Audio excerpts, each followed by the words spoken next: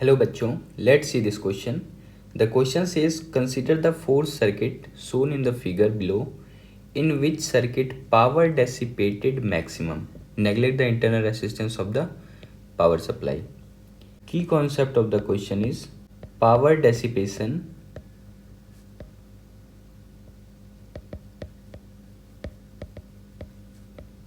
by a resistance is power dissipation का 3 equation होता है मेनली. ये आई स्क्वायर इंटू आर, एक होता है वी स्क्वायर अपॉन आर और एक और होता है वी इंटू आई. ये ज़रूरत के हिसाब से या डेटा जो भी आपको पास मौजूद है उसके हिसाब से आप ये लगा के सॉल्व कर सकते हो क्वेश्चन को. तो हम लोग इन चारों ऑप्शन में से बारी बारी से चलेंगे. हमें निकालना है किस सर्किट में से पावर डेसिपेशन मैक्सिमम है. अगर फर्स्ट सर्किट के हिसाब से चले तो फर्स्ट सर्किट कुछ ऐसा है. यहाँ पर ई वोल्ट का बैटरी लगा है और 2 रेसिस्टेंस पैरेलल में लगे हैं और दोनों का रेसिस्टेंस आर और आर है. अगर आप इन दोनों रेसिस्टेंस का पैरेलली निकालो तो ये आर और आर आपस में देख रहे होगे पैरेलल में है. तो इसका जब आप सॉल्व करोगे तो R into R divided by R plus R, या फिर आप पैरेलल वाले का फॉर्मूला भी लगा सकते हो. तो ये एक्चुअल में हो जाएगा आर बाई टू.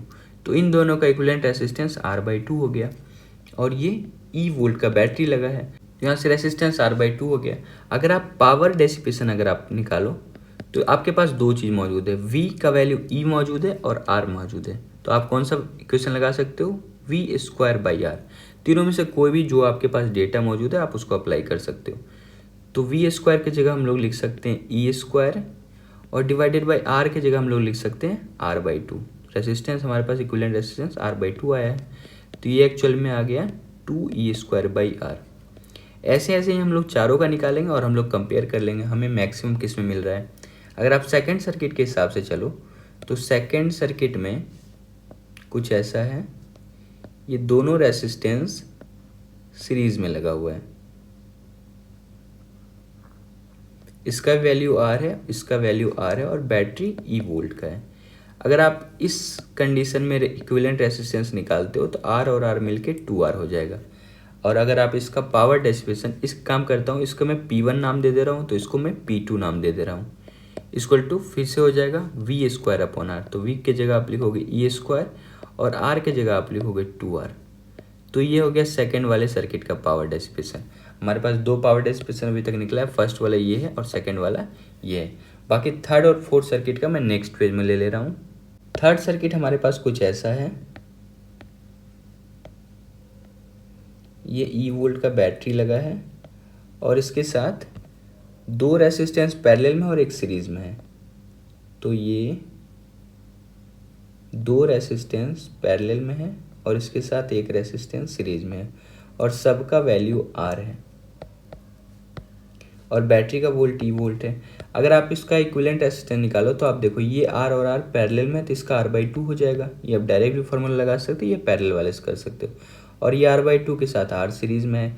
तो इक्विवेलेंट रेसिस्टेंस अगर आप इसका फाइंड करो तो ये आर बाई टू के साथ आर सीरीज में है. तो इसे आप ऐड करोगे तो ये 3R बाई टू हो जाएगा. और आपके पास जो बैटरी है V की जगह E है. अगर आप पावर का इक्वेशन अप्लाई करो तो power equal to V square upon R. V square की जगह E स्क्वायर रखोगे और R की जगह 3R बाई टू रखोगे. तो ये एक्चुअल में P3 में लिख दे रहा हूँ. P3 का वैल्यू आ गया 2E स्क्वायर बाई 3R. तो ये P3 हो गया. ऐसे हम लोग अगर फोर्थ सर्किट को कंसिडर करें, फोर्थ सर्किट कुछ ऐसा है कि 2 सीरीज में लगा हुआ है, उसके साथ ये पैरेलल में है.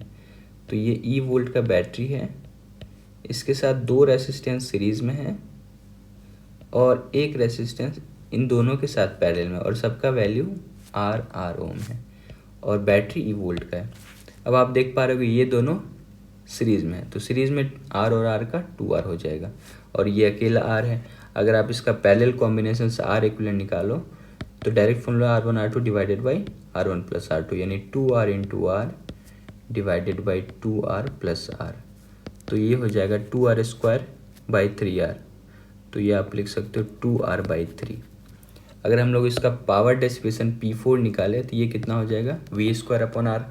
V स्क्वायर की जगह E स्क्वायर लिखेंगे और R की जगह आप लिख सकते हो 2R बाई 3. तो ये आपको वैल्यू मिल गया 3e² / 2r। अब हमारे पास 4 ऑप्शन है, P1, P2, P3, P4। P3, P4 तो लिखा हुआ है, ये 2/3e² है, ये 3/2 है, और ये है 2e²/r। अगर आप इसे पॉइंट में भी लिखना चाहो तो P1 का जो एक्चुअल वैल्यू है ये आप देखो 2 × e²/r। अगर ऐसे लिखोगे तो आपको खुद समझ में आने लगेगा। और P2 को आप क्या लिख सकते हो, एक्चुअल में 0.5 × e²/r लिख सकते हो, क्योंकि 1/2 0.5 के बराबर होता है। और वैसे ही P3 को आप लिख सकते हो 2/3, तो ये अप्रॉक्सीमेट 0.66 आएगा, कुछ 0.66 e²/r। और ये 3/2 है तो ये 1.5 e²/r। आप इजीली कंपेयर कर सकते हो, ये 0.66 है, ये 1.5 है, और ये 0.5 है, और ये 2 है। तो सबसे बड़ा वैल्यू 2 e²/r है, यानी सर्किट फर्स्ट से जो पावर कंजम्पशन आएगा वो, या पावर डिसिपेशन, वो मैक्सिमम आएगा। So the correct option is option number first. Hope you understood it well. Best of luck. Thank you.